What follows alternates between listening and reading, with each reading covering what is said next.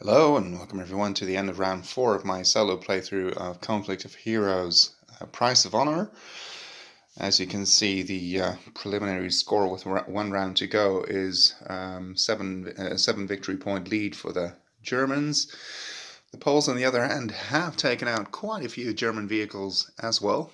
The armored train has indeed proven to be pretty lethal as it was in real life, and but the Poles have suffered obviously even more casualties.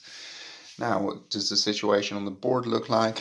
Well, as I said, the armored train did take out a couple of units. Twice it rolled very well, an 11 and a 12, I believe, and combined with its firepower of 3 against vehicles, that was enough to damage them or to take them out. Over here, there was a lot of fighting going on for the 2 objectives. So as you can see, all objectives at the end of round 4 are in German hands. The only thing that might still make some kind of a difference for the Poles, although it probably won't be enough to win, is if they could possibly retake this objective, because it's worth 5 victory points to the Poles. Yeah, other than that, there's some fighting going on over here as well. Coming back to the armored train, I believe that, well, actually it's supposed to be in these half axes here. I just put it a little bit further because that way it wouldn't fall off. Its arc of fire seems to be this hex, this hex, and this half hex, because otherwise I wouldn't know how to calculate it.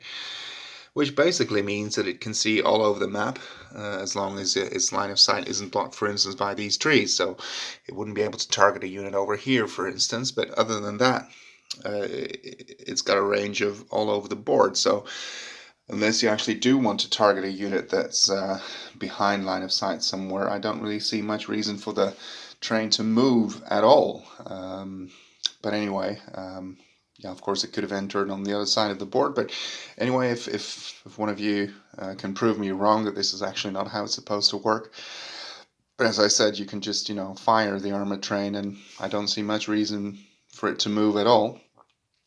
And what the Poles did very well in this scenario is they fired it twice.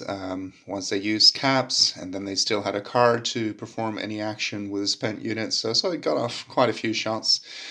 And the 4th time, I believe it did get spent, and actually fires with both counters at once, or separately, but as one action. I mean, so the opponent can't do anything in between. So it's really a very strong and powerful unit. Tank fight going on over here as well. The Polish tankettes really are no match for the German panzers. As you can see, they have a firepower of 0. Now, actually, this German Panzer I does too, but there were a couple of Panzer IIs there too.